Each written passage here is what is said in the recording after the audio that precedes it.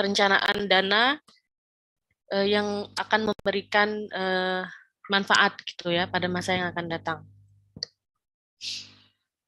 Pentingnya penganggaran modal, karena keputusan penganggaran modal itu akan berpengaruh pada jangka panjang, sehingga perusahaan kehilangan fleksibilitasnya.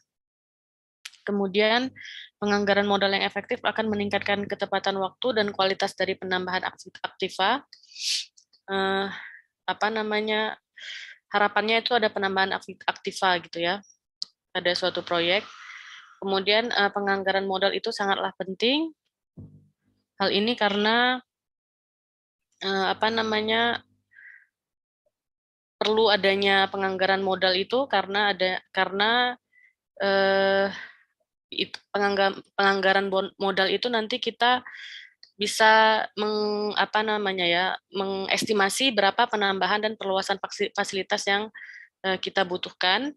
Kemudian misalnya kita ada mau launching produk baru atau mau melakukan inovasi produk dan perluasan produk, itu juga perlu dilakukannya penganggaran modal. Jadi kalau misalnya ada produk baru, kita lihat kalau kita mau launching produk tersebut, kita lihat dulu melalui kriteria investasi, apakah produk baru tersebut bisa mendatangkan keuntungan di masa yang akan datang atau tidak, seperti itu. Kemudian pada penggantian tempat atau peralatan, misalnya kita mau memindah lokasi pabrik, seperti itu, pergantian tempat gitu ya, perlu juga dilakukan penganggaran modal atau dana. Kemudian kita juga ingin membeli suatu alat, itu juga perlu dilakukan penganggaran modal, dilakukan estimasinya apakah dengan pembelian alat tersebut maka akan mendatangkan keuntungan atau tidak. Kemudian penyesuaian fasilitas dengan peraturan pemerintah, dengan lingkungan dan keamanan. Ini juga perlu dilakukan apabila kita melakukan penyesuaian fasilitas, ini juga perlu dilakukan penganggaran modal gitu ya. Misalnya ada kebijakan pemerintah yang berubah, sehingga kita perlu melakukan penyesuaian, maka dilakukan penganggaran modal juga atau penganggaran dana. Dan lain-lainnya seperti iklan dan program pelatihan kerja. Berikut adalah prinsip dasar dalam suatu perusahaan itu melakukan kegiatan bisnis gitu ya. Jadi prinsip dasarnya harus perusahaan tersebut harus memiliki marginal revenue yang sama dengan marginal cost-nya. Kalau misalnya marginal cost-nya itu lebih tinggi daripada marginal revenue, itu maka bisa dikatakan perusahaan itu akan rugi gitu ya, sama dengan rugi gitu. Jadi minimal kalau misalnya revenue produk sama dengan marginal cost-nya, di sini mereka akan untung gitu. Jadi minimal balik modalnya itu adalah pada saat revenue produk sama dengan marginal revenue product sama dengan marginal cost-nya. Kemudian ini ada macam-macam jenis proyek, ada 2 macam. Yang pertama independent proyek, yaitu proyek yang berdiri sendiri, tidak akan mempengaruhi proyek lainnya. Contohnya yaitu usulan proyek pembelian mesin boiler untuk produksi dan investasi pembangunan gedung kantor. Kemudian mutually exclusive proyek, itu adalah keadaan di mana terjadi keterbatasan dana sehingga kita harus memilih di antara kedua proyek itu yang mana yang paling menguntungkan gitu. Nah, saat kita pilih salah satu proyek tersebut, maka proyek yang lainnya itu akan kehilangan kesempatan untuk dijalankan. Kemudian seperti yang saya katakan tadi, aturan keputusan penganggaran modal itu dilakukan seperti dalam kriteria investasi gitu ya. Oke, ini dia seperti dalam kriteria investasi. Yang pertama ada kriteria periode pembayaran kembali atau payback period.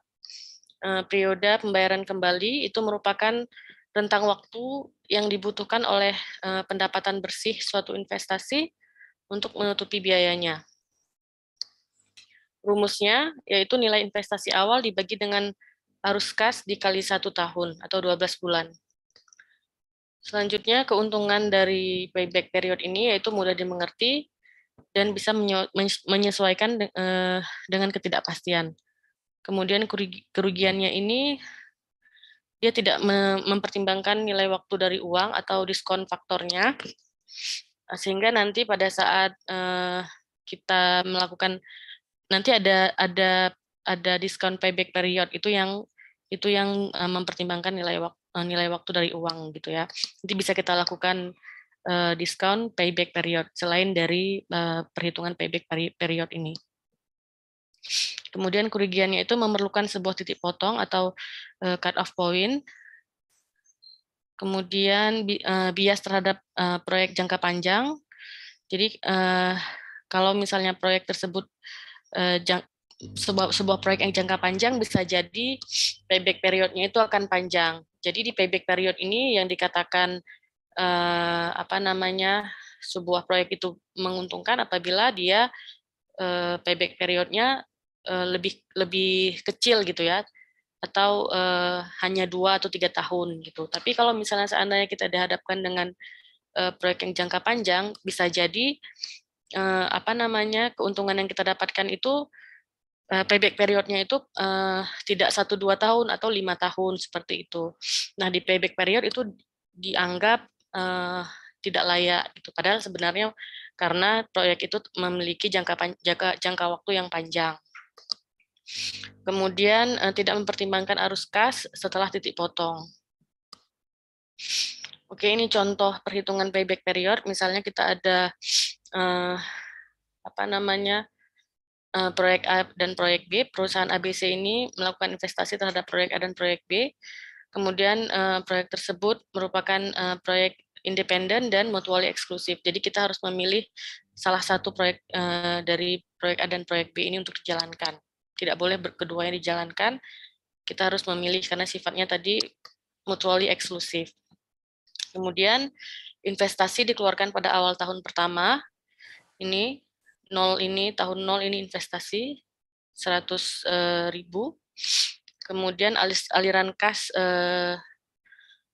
proyek untuk masing-masing proyek dari tahun pertama sampai tahun kelima untuk proyek A yang ini. Kemudian untuk proyek B yang ini aliran kasnya. Aliran kas bersih gitu ya. Ini kita butuhkan untuk mencari payback period yaitu aliran kas bersih di mana penerimaan sudah dikurangi dengan biaya-biaya. Maka kita dapatkan aliran kas bersihnya. Kemudian ini perhitungannya untuk perhitungan payback period ini sebaiknya kita lakukan di di Excel saja ya. Misalnya ini proyek A tadi, yang ini proyek B.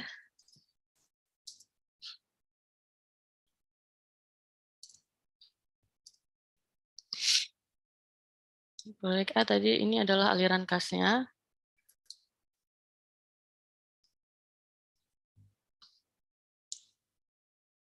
Tahun 1, 2,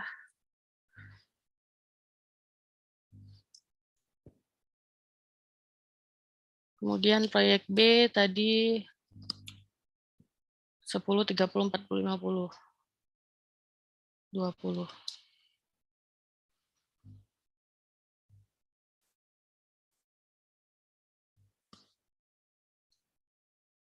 ya. 40. Maaf ya ini saya kurang enak badan. 50 dan tadi terakhir 20. Nah, kemudian tadi investasi awalnya 100.000 ya. Investasi awalnya 100.000. Nah, kita lihat dulu untuk proyek A ya misalnya. Nah, di sini proyek A di tahun pertama keuntungan yang didapatkan adalah 50.000. Tapi investasi awalnya 100.000. Jadi di tahun pertama ini kita belum mengalami payback period karena keuntungan yang kita dapatkan masih lebih kecil dibandingkan dengan investasi awal. Jadi di sini kita kurangi dulu berapa sih kekurangan kekurangan biaya kita untuk menutupi investasi awal. Dikurangi dengan pendapatan atau laba bersihnya. Nah, kita masih kurang 50.000 lagi untuk mencapai ke 100.000 ini. Kemudian dikurangi lagi kumulatifnya ya. Kemudian pada tahun kedua kita mendapatkan 40.000 keuntungannya di sini. Kemudian kita kurangi dengan 50.000 ini kekurangan untuk mencapai investasi awal tadi. Berarti berapa kurangnya?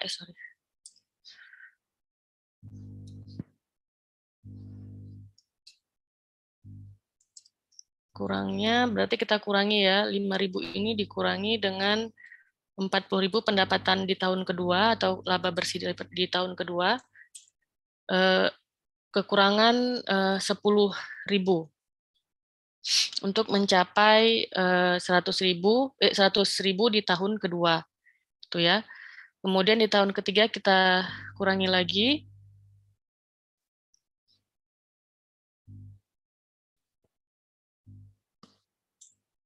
Oke, berarti di tahun ketiga kita sudah bisa menutupi gitu ya.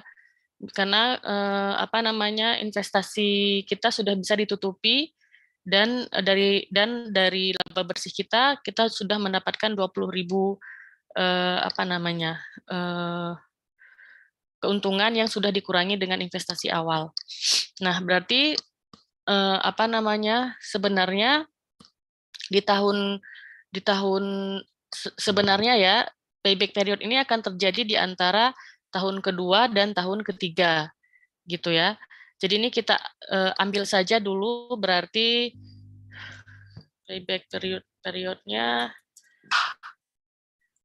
di tahun kedua kita sudah bisa menutupi tapi masih kekurangan 10.000 untuk mencapai 100.000. Nah, kekurangannya itu kita cari seperti ini. Berapa bulan sih kita bisa menutupi kekurangan 10.000 ini yang kita ambil dari tahun ketiga. Jadi rumusnya yaitu sisa yang kita perlukan ini kita bagikan dengan laba bersih dari proyek A di tahun ketiga. Harusnya ini karena nanti harus dikalikan 12 ya. Dikalikan 1 tahun berarti 12. Laba bersih dari proyek ketiga, kemudian kita kalikan 12 bulan atau 1 tahun. Nah, 4 bulan. Berarti payback periodnya adalah 2 tahun 4 bulan untuk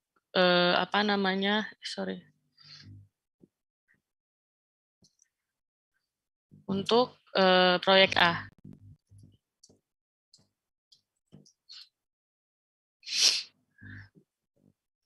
Kemudian kita cari untuk proyek B. Sama seperti tadi kita kurangi dulu laba bersih kita. Seberapa jauh sih kita bisa menutupi investasi awal dari laba bersih kita. Di tahun pertama kita hanya bisa menutupi 10.000, berarti sisanya dari 100.000 ini adalah dikurangi dengan 10.000. 90.000 kita masih butuh 90.000 ya. Nah, di tahun kedua kita dapat 3.000, kita kurangi dulu 3.000 ini kita kurangi 9.000 ini. Berapa kita bisa menutupi investasi awal kita di tahun kedua.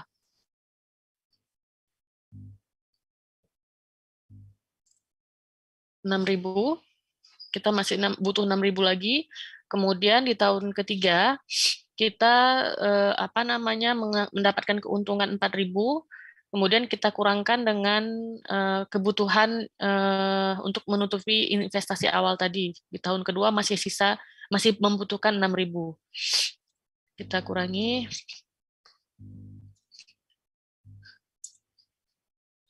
20.000 lagi kita masih butuh, tapi di tahun kelima kita sudah mendapatkan laba bersih yang lebih tinggi dari kebutuhan yang kita butuhkan untuk menutupi investasi awal. Berarti payback period berada di antara tahun ketiga dan tahun keempat.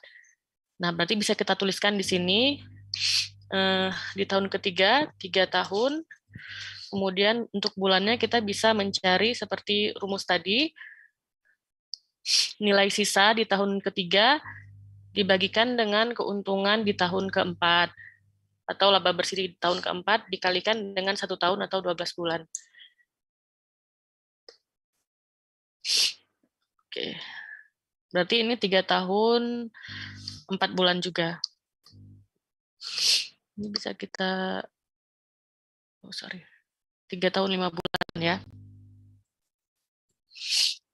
Nah, berarti kesimpulannya di sini dari payback period bisa disimpulkan bahwa proyek A itu lebih cepat pengembalian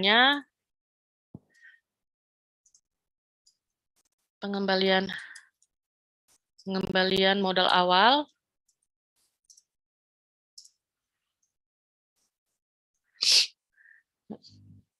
lebih cepat mengembalikan modal awal yang digunakan.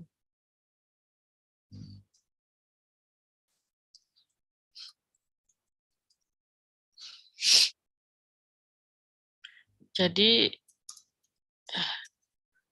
proyek A lebih visible gitu ya, lebih menguntungkan. Ini kesimpulannya dari payback period. Ada pertanyaan sampai di sini? Untuk perhitungan payback period?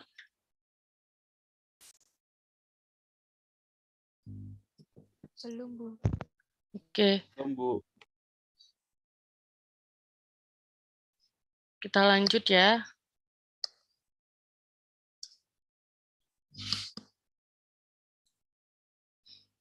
Kita lanjut ke discount payback period. Seperti yang saya sebutkan tadi, kalau payback period itu kan tidak memperhitungkan diskon faktor ya, atau nilai uang yang sekarang gitu. Nah, pada diskon payback period ini kita bisa memasukkan diskon faktornya gitu. Jadi di setiap cash flow ini kita masukkan diskon faktornya, misalnya berapa persen, 10% bunga banknya gitu ya. Nah,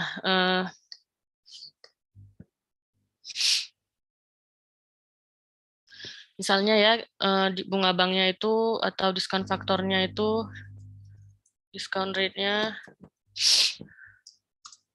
10% misalnya, atau 0,10.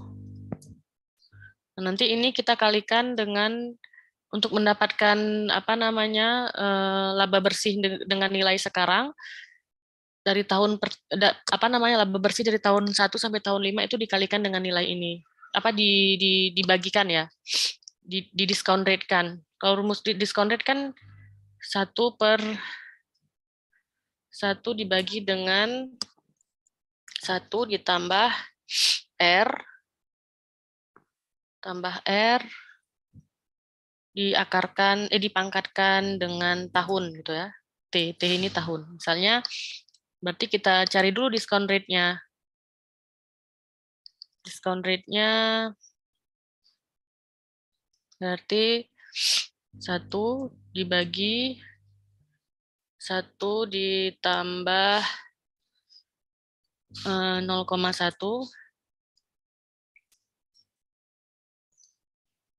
tahun pertama.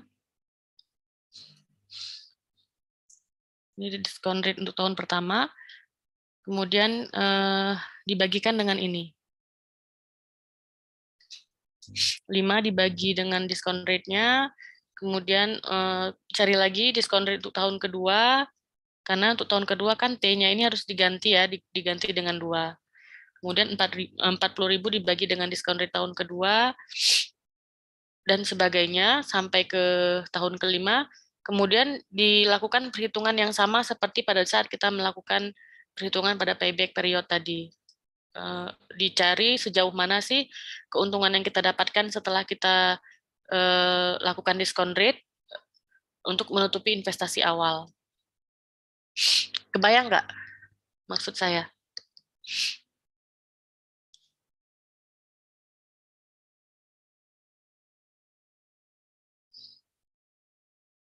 Halo? Ada pertanyaan? Oke, kebayang aja ya. Kalau nggak Oh, izin kebayang, konfirmasi, Bu. Izin ya bertanya, Bu. silahkan. Ya silahkan. Tadi untuk mencari NPV-nya itu dikali apa dibagi nggih, Bu? Kita belum cari NPV. Oh ya. Kita baru cari diskon payback period. Oh, Dibagi deh. diskon rate, Bu. Dibagi, Jadi Bu. Oh, ini nggih. dibagi dengan apa namanya diskon faktornya. Oh, nggih, Bu.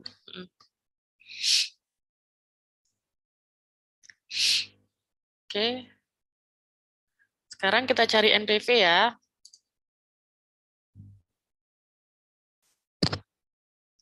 Oh, belum. Masuk ke NPV dulu. Nah, nanti itu kesimpulannya sama. Proyek yang lebih cepat memberikan pengembalian itu akan dipilih atau yang lebih menguntungkan. Kemudian sekarang kita masuk ke net present value. Net present value itu adalah penyempurnaan dari metode payback period tadi. Metode nilai sekarang atau metode net present value untuk menyusun peringkat usulan-usulan investasi menggunakan NPV yang setara dengan nilai sekarang dari arus kas bersih di masa depan. Jadi kita mencari nilai keuntungan kita di masa depan, tapi kita apa ya? Kita ukur dengan nilai sekarang gitu. Jadi kita ukur dengan nilai uang sekarang. Oleh sebab itu kita perlu memasukkan ini diskon faktornya. Apa namanya? Sorry, ini bukan diskon faktor ya, ini bunganya. Yang namanya diskon faktor tuh ini 1/1 ditambah I bunga dipangkatkan dengan T tahun. Nah, kita lihat di sini NPV itu rumusnya BT dikurang CT. B ini adalah benefitnya, yang C ini adalah cost-nya. Jadi benefit dikurang cost itu merupakan laba bersih atau kas bersih gitu ya. Kas bersih dibagi dengan diskon rate dikurangi dengan investasi awal. Di sini kan kita ada T dan N. T ini adalah tahun awal, N ini adalah jumlah lama berjalannya proyek. Oke, kita lanjut ke apa namanya dasar pemikiran metode dari NPV ini. Jadi NPV yang jumlahnya 0 memiliki arti bahwa arus kas proyek tersebut pasti memadai untuk pembayaran modal yang telah diinvestasikan, serta untuk menghasilkan tingkat pengembalian yang diminta atas investasi modal tersebut. NPV yang bernilai positif menunjukkan bahwa proyek tersebut menghasilkan kas yang lebih banyak daripada yang dibutuhkan untuk menutup bunga utang atau untuk memberikan return kepada investor. Ini rumusnya, jadi masih sama, menggunakan data yang tadi, ada 5 tahun operasional, 1-5, 0 ini adalah tahun kita menanamkan investasi, jadi investasi awal itu 100.000, kemudian tahun pertama kas bersihnya yang B dikurangi C tadi, yaitu untuk proyek A 50.000, untuk proyek B 10.000, kemudian tahun kedua kas bersihnya untuk proyek A 40, untuk proyek B 30. Kemudian tahun ketiga kas bersihnya untuk proyek A 30, untuk proyek B 40, dan tahun keempat kas bersihnya 20 untuk proyek A, untuk proyek B 50, dan tahun terakhir proyek A itu mendapatkan kas bersih 10.000 dan proyek B 20.000. Diketahui diskon rate-nya atau bunganya itu 10% atau 0,1 ya. Nah, ini kita cari dulu untuk proyek A tahun 1 sampai tahun 5. Laba bersihnya dibagi dengan diskon faktor 1 tambah bunganya tadi 0,1 atau 10%, dipangkatkan dengan 1 karena dia tahun pertama. Ini kita dapatkan laba bersih untuk tahun pertama setelah kita bawa dia ke nilai saat ini. Sudah dimasukkan diskon faktornya. Kemudian untuk tahun kedua sama cara menghitungnya. Lalu setelah kita dapatkan semua laba bersih yang sudah didiskon faktorkan untuk setiap tahun, kita jumlahkan ini semua di sum, kemudian dikurangi dengan 100 atau dikurangi dengan investasi awal kita. Gitu ya. Kemudian yang tahun B juga seperti itu, kita kalikan dengan diskon faktornya, yaitu 1/1 ditambah 0,1 dipangkatkan 1, ini pangkat 1 ya, bukan dikalikan. Dapat di sini nilai laba bersih yang sudah kita bawa ke tahun saat ini, sudah ada diskon faktornya. Kemudian kita sumkan di sini atau kita jumlahkan semuanya dan dikurangi dengan 100 atau investasi awal tadi. Dapatnya itu 10,507. Nah, dari kedua ini yang mana yang lebih menguntungkan? Tentu saja yang lebih menguntungkan yang nilai NPV-nya lebih tinggi. Karena semakin jauh dari nol, maka dia akan semakin memberikan pengembalian, semakin banyak memberikan pengembalian kepada investor. Seperti itu. Walaupun keduanya lebih besar dari nol, tapi yang lebih tinggi nilainya adalah proyek A, jadi dia akan lebih memberikan akan lebih tinggi memberikan keuntungan kepada investor.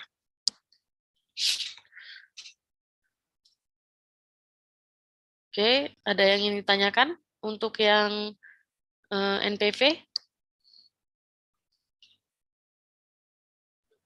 Dari saya tidak, Bu. Oke, saya lanjutkan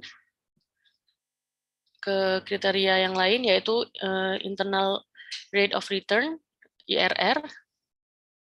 Kalau IRR ini merupakan berapa sih diskon rate yang memberikan nilai sama dengan biaya investasi. Tuh. Jadi tadi kita sudah punya arus kas masuk, kemudian kita mau cari diskon rate-nya yang memberikan kita sama dengan biaya investasi. Jadi bayangannya seperti ini. Sebentar. Nah, ini kita punya sama contoh yang tadi, proyek A dan proyek B, ini setiap tahunnya keuntungannya. Kemudian misalnya ini contoh proyek A ya. Ini yang dicari adalah R ini. Berapa sih R ini atau internal rate of return-nya yang memberikan nilai sama dengan investasi awal. Tuh. Jadi R yang menyamakan sisi kiri persamaan dengan sisi kanan persamaan merupakan IRR proyek, gitu ya. R ini yang kita cari. Berapa sih R ini yang memberikan nilai yang sama dengan 100. Gitu. Sayangnya dalam perhitungan IRR ini terpaksa perlu dilakukan trial and error atau interpolasi. Kalau kita menggunakan angka 20,27%, maka hasil sisi kanan persamaan adalah 100,003, suatu angka yang cukup tepat untuk mengatakan bahwa IRR proyek adalah 20,27%. Jadi bunga banknya itu yang memberikan pengembalian sama dengan investasi, yaitu sebesar 20,27%. Nah, karena IRR proyeknya lebih besar dari tingkat keuntungan yang disyaratkan, yaitu 20,27% ini lebih besar dari 10%, maka dapat dikatakan proyek tersebut menguntungkan. Jadi syarat yang disyaratkan tadi berapa? IRR proyeknya yang disyaratkan tadi 10% ya, pas waktu kita cari NPV. Nah, waktu kita cari NPV itu kalau dia menguntungkan, kalau NPV-nya itu menguntungkan atau proyeknya layak, maka kita bisa menggunakan R pada membandingkan nilai R pada NPV dengan nilai IRR yang kita dapatkan. Kalau IRR-nya lebih besar daripada nilai R pada NPV yang menguntungkan tadi, maka proyek ini lebih layak lagi untuk dijalankan, seperti itu. Jadi ini saya ada contoh perhitungan perhitungan IRR-nya ya.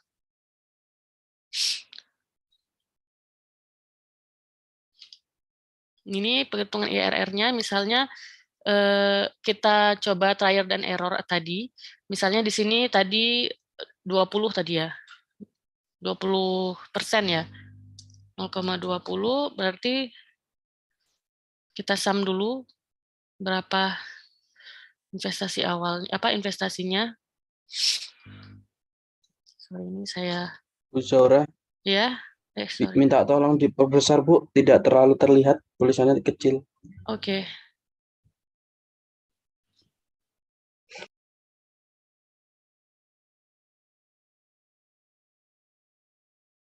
Ini apakah sudah terlihat? Sudah Bu.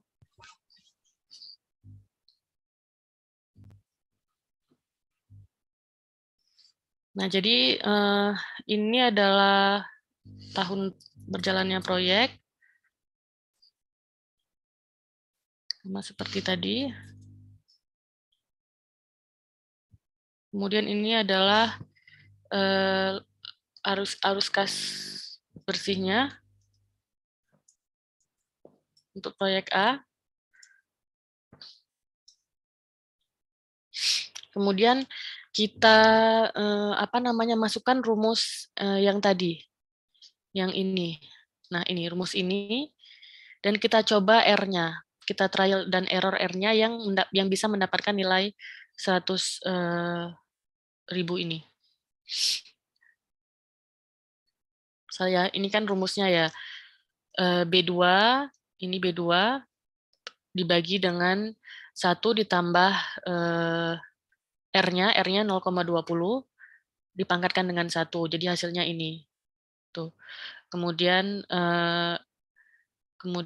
untuk yang tahun kedua, sama saja rumusnya, yaitu ini, arus kas bersihnya dibagi dengan 1 ditambah diskon faktornya, diskon rate-nya,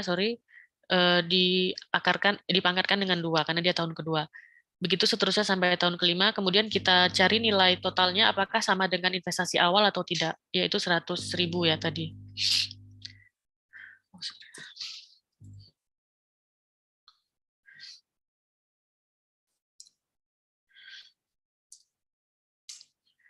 Ini berlebih, nilainya lebih dari 100.000, berarti ini kita adjust.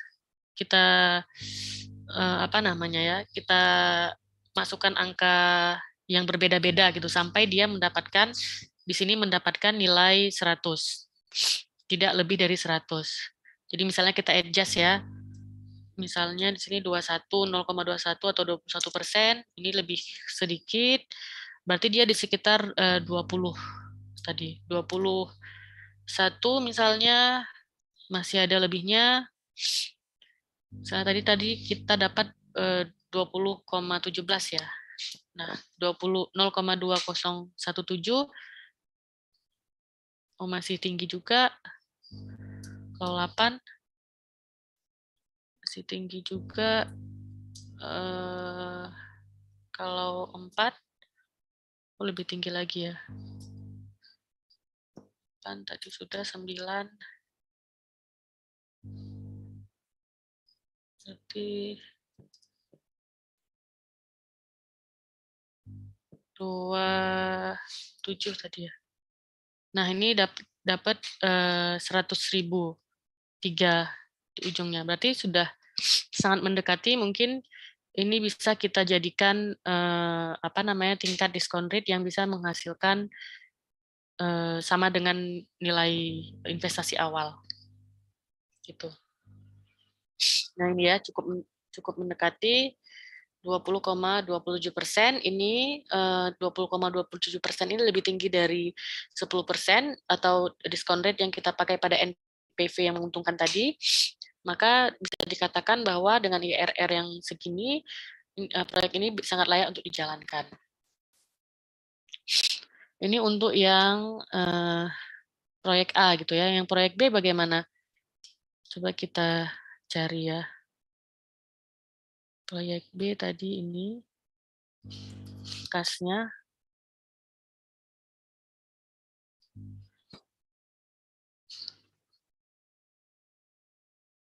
Sorry.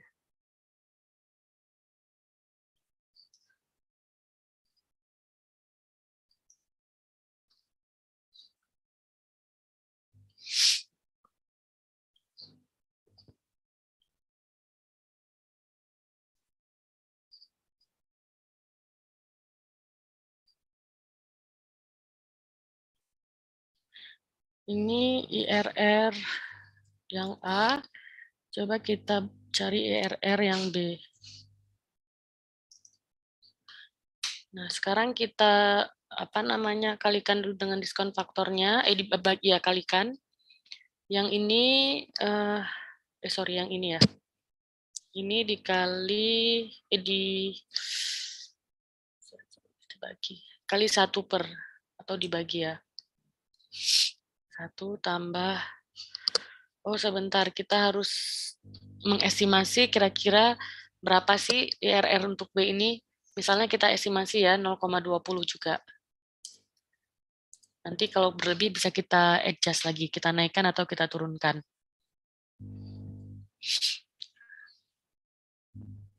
Dibagi dengan 1 ditambah ini IRR-nya dipangkatkan dengan 1. Didapatkan ini hasil laba bersih setelah diskon faktor. Kemudian kita kunci dulu ini karena mau kita drag ke bawah gitu ya. Coba kita drag, nanti tinggal kita ganti diskon faktornya, T-nya. Kita ganti T-nya ini 2. Kemudian yang ini 3. Kemudian yang ini 4. Yang ini 5. Oke, kita sum.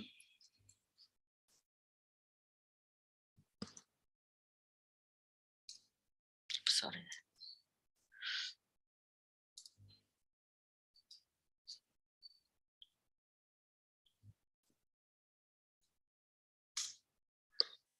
Masih 80.000 ya. Berarti kita adjust saja di sini diskon faktornya. Kalau misalnya tadi dia 24 tambah kecil atau O tambah kecil, berarti dia harus lebih kecil dari 20. Misalnya 19. Naik ya. Terus 17. Naik lagi. Kemudian 16.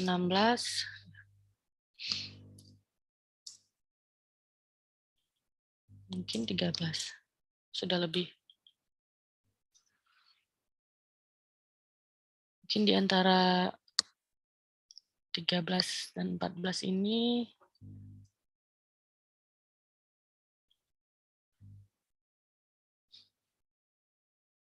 (02).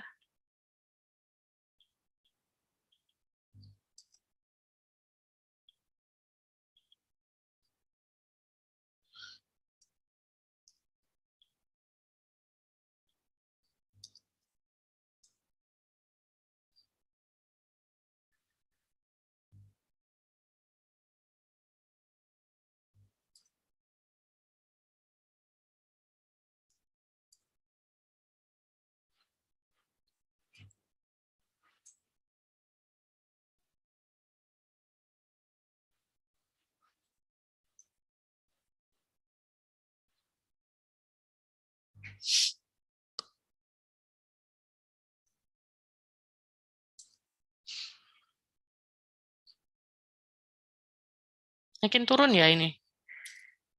14. Harusnya di antara 13 sama 14 ya. Iya, antara 13 sama 14 ya harusnya ya. Bukan 14 koma, tapi kayak 13 koma deh. 13 koma ya harusnya ya. 13 2 mungkin. Sudah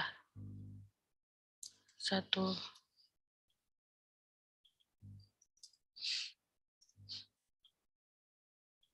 Masih naik juga.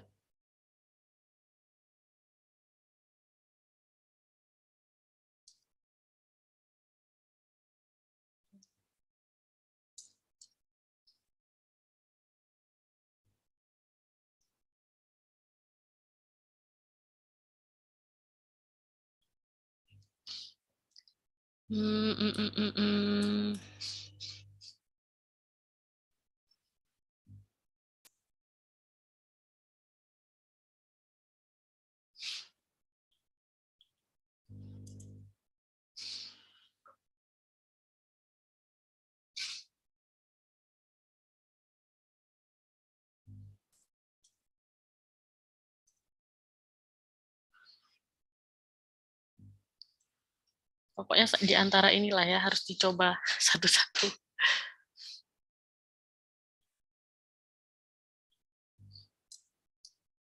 Satu.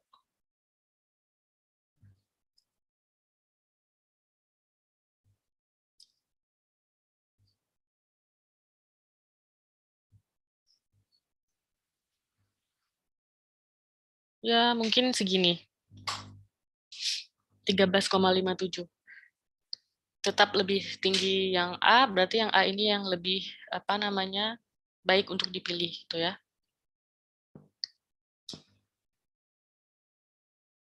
Ada pertanyaan untuk mencari IRR? Kalau tidak, saya lanjut untuk mencari kriteria yang lainnya, yaitu profitabilitas indeks. Ini profitabilitas indeks adalah mirip dengan NPV. Kalau NPV tadi kita kurangi ya, kita kurangi nilai cash bersih yang sudah didiskon faktorkan dengan investasi bersih. Tapi kalau profitabilitas indeks ini kita bagi ya, kita bagi nilai nilai diskon faktor dari arus kas bersih yang sudah dicarikan diskonnya, dibagi dengan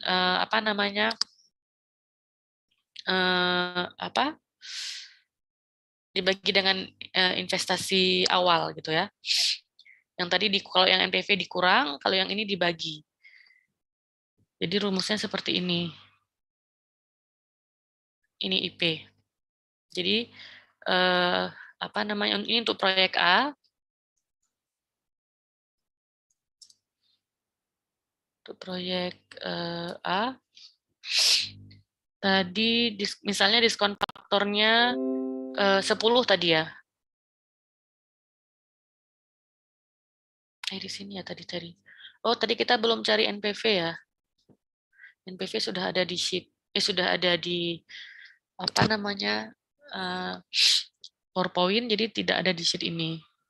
Nah, tadi misalnya kita cari diskon laba bersih dengan diskon faktor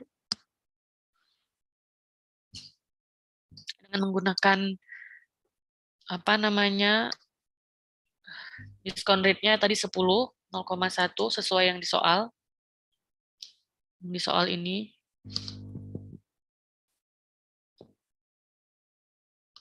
Nah, ini ya. Ini kita jumlahkan, kemudian dibagikan dengan 100. Kalau IP. Kalau NPV kan yang ini dijumlahkan, dikurangi ya. Tapi kalau IP dibagi. Jadi ini semua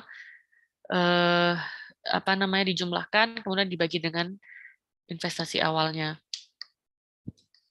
Baik, kita cari ya. 0,1. Jadi misalnya ini yang tadi discount rate 0,1. Ini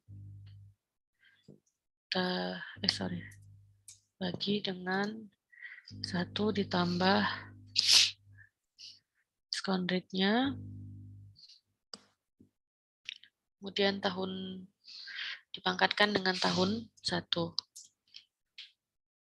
Oke, kita kunci dulu ini.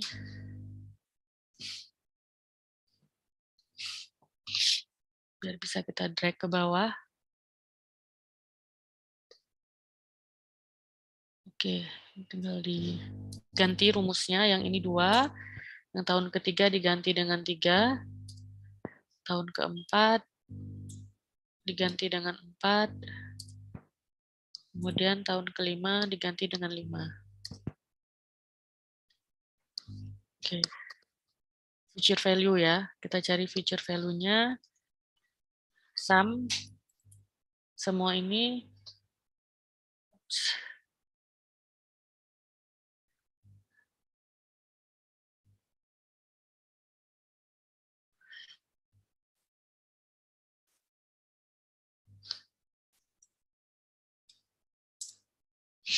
Nah, jadi future value dari discount rate 0,1 ini, atau di sini juga boleh nanti, kita dapatkan, kemudian kita tulis di sini diskon investasi awalnya, lalu kita bagikan untuk mencari IP-nya. Ini rumusnya C10 ini future value-nya dibagi dengan C11 investasi awalnya. Nah, kita dapatkan IP-nya 1,2 untuk yang proyek A. Kalau untuk proyek B, kita cari lagi.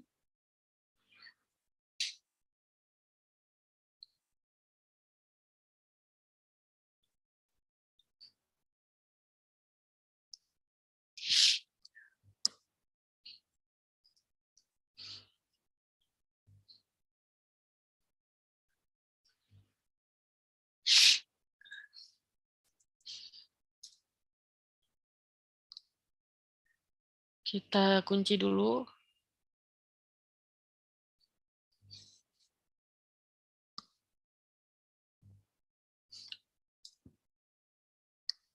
Kemudian kita drag ke bawah, baru kita ganti.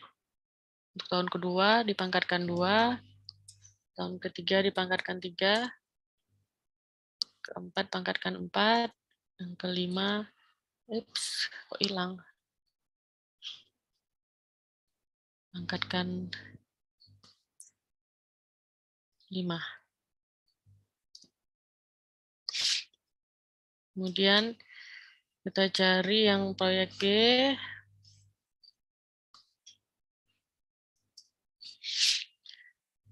Future value-nya dengan diskon faktor 0,1 atau 10%.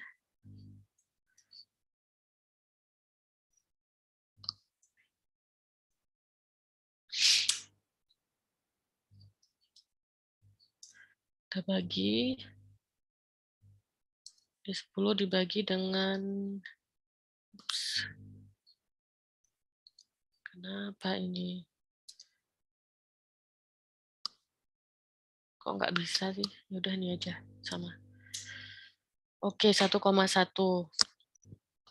Nah, yang mana yang proyek yang lebih menguntungkan? Tentu saja yang lebih tinggi dari 1. Yang lebih tinggi dari 1 kan 1,2 ya dibandingkan 1,1 ini. Jadi proyek A yang lebih menguntungkan. Jadi proyek A ini yang dipilih. Seperti itu. Oke. Ini dia kriteria investasinya. Apabila PI lebih besar dari 1, maka proyek menguntungkan. Tapi kalau kurang dikatakan tidak menguntungkan. Nah, karena kedua proyek tersebut memiliki nilai PI lebih dari 1, maka yang paling tinggi yang dipilih. Yang lebih tinggi dari 1 yang akan dipilih. Jadi 1,2 yang dihasilkan oleh proyek A. Oke, sampai di sini ada yang ingin ditanyakan?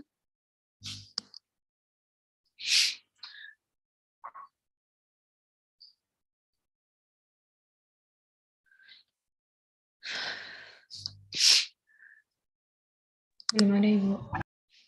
Oke, kalau belum ada yang ingin bertanya, maka saya yang akan memberikan tugas ke kalian.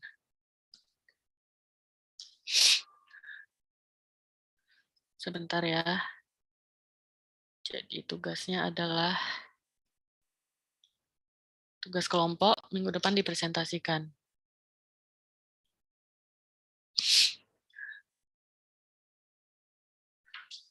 Maaf ya, saya minum dulu.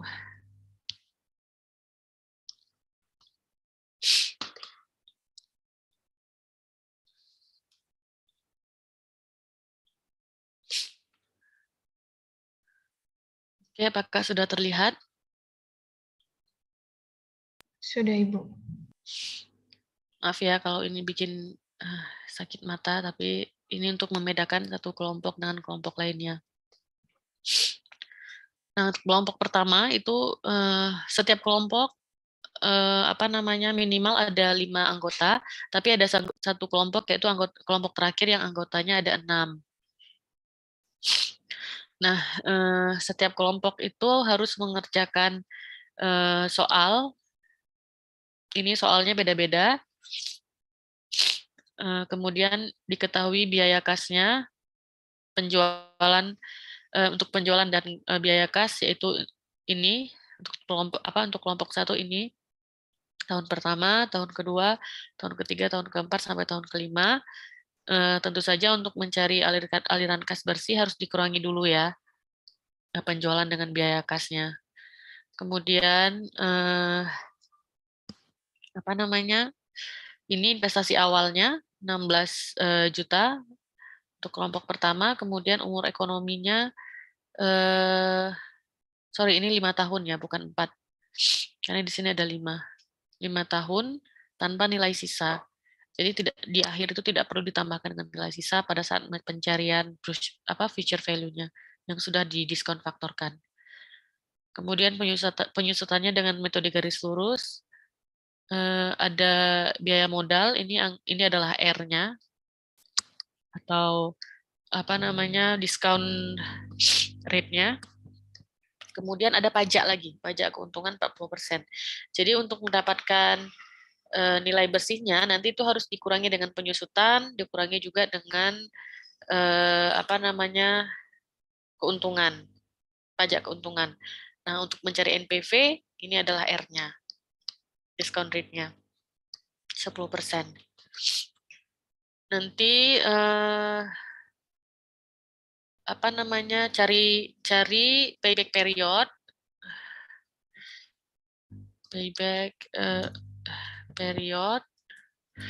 Kemudian discount payback period discount.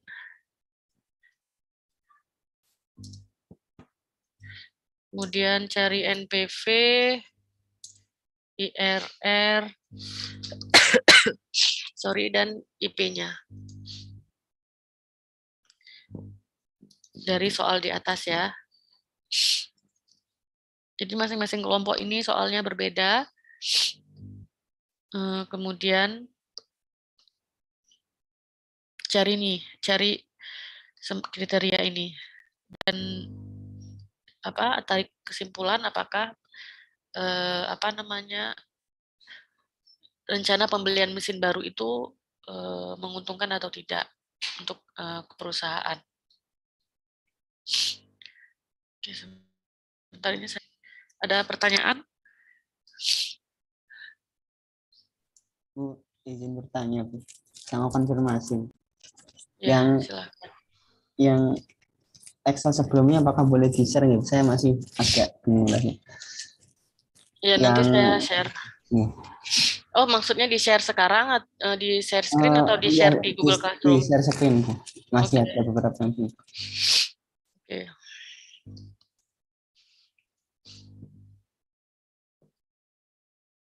Bentar ya, saya buka lagi yang Excel tadi.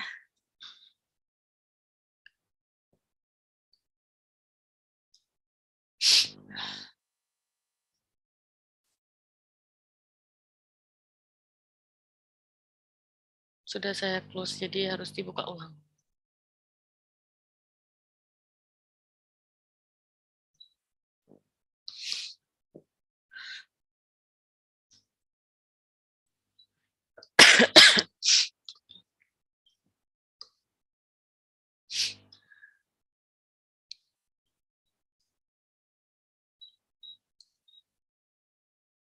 Ini yang mana pertanyaannya? Masih bingung yang FV itu loh, Bu, yang di bawahnya ya sama IP itu maksudnya gimana, Bu? Kok bisa dapat nilai seperti itu? IP sama FV. FV itu apa ya, Bu? Future value. Future value itu yang ini, Dek. yang apa namanya kas bersih sudah kita kalikan dengan diskon faktornya. Gimana tadi diskon faktor rumusnya seperti ini. 1/1 ditambah, sorry, ini harus ada dalam kurungnya. 1 tambah R. R itu adalah suku bunga yang kita gunakan, dipangkatkan dengan tahun atau laba tahun keberapa gitu. T ini tahun. Kalau misalnya ini laba tahun pertama, berarti misalnya ini ya, berarti T ini 1. Seperti itu. Kemudian ini diskon faktor, tapi kalau mau cari future faktornya ini, nilai laba ini dikalikan dengan diskon faktor ini.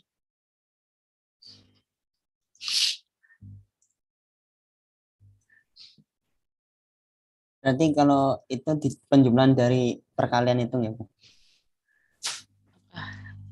Gimana?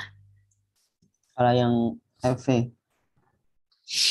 Ini F ini ya, sum dari ini, sorry. Ini kan 0,1 ya kita pakai R-nya ya. Ya, kita sum. Nih. Kalau pendiskontoan itu yang gimana, Bu? Kalau yang rumusnya pendiskon. Ini rumus diskonto. Berarti diskonto sama future value itu sama gitu. Diskonto kemudian dikalikan dengan laba baru dapat future value. Baik, Bu, terima kasih. Oke.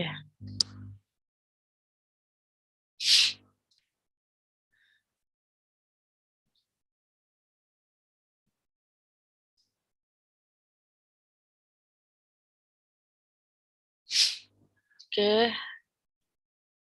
Ada yang ingin, sorry. Saya share yang ini lagi. Untuk tugasnya ada yang ingin bertanya?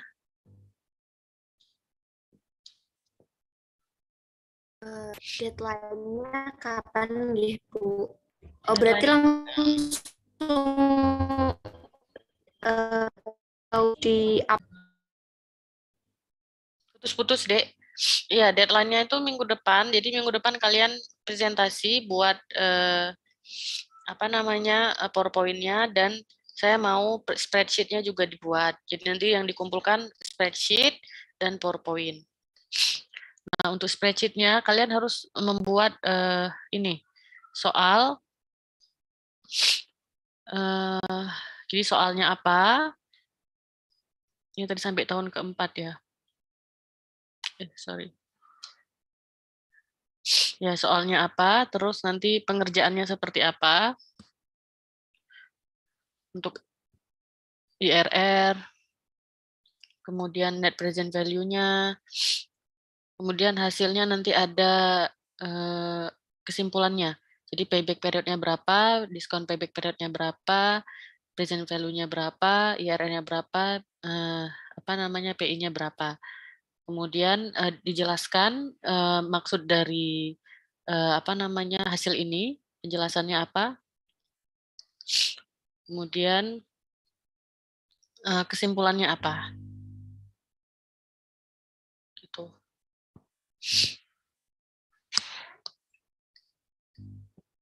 Interpretasi dari hasil ini apa? Jelaskan di sini. Kemudian kesimpulannya. Jangan lupa dibuat PowerPoint-nya juga ya. Kalian bisa melihat tidak yang saya share? Bisa, Bu, bisa. Oke. Kalian izin bertanya, Bu?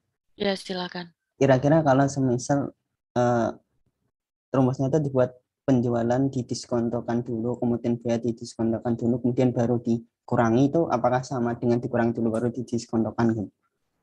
Gimana tadi? Cari net versinya itu. Iya. Dan misalkan penjualan didiskontokan dulu, kemudian biaya kas didiskontokan dulu, kemudian baru dikurangi, itu apakah sama dengan pengurangan dulu baru didiskontokan gitu? Tidak sama, Dek, karena rumus NPV itu sum ya. Jadi sum semuanya yang sudah didiskontokan baru dikurangi dengan modal awalnya. Oh, baik Bu. Rumusnya kan seperti ini ya. Sebentar saya share lagi.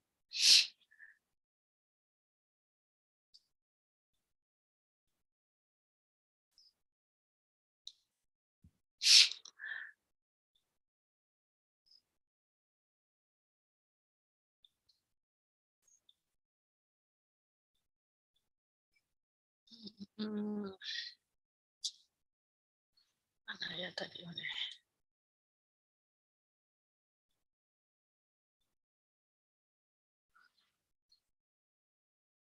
Nah, rumusnya kan ini ya, sum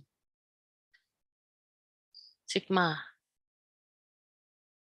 itu baru dikurangi dengan investasi awal. Kalau ada sigma ini berarti ditambahkan dulu semuanya, baru dikurangi.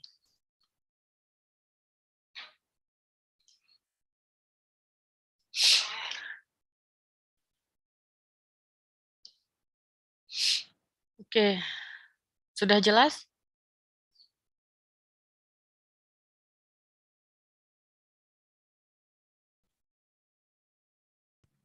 Sudah jelas Ibu.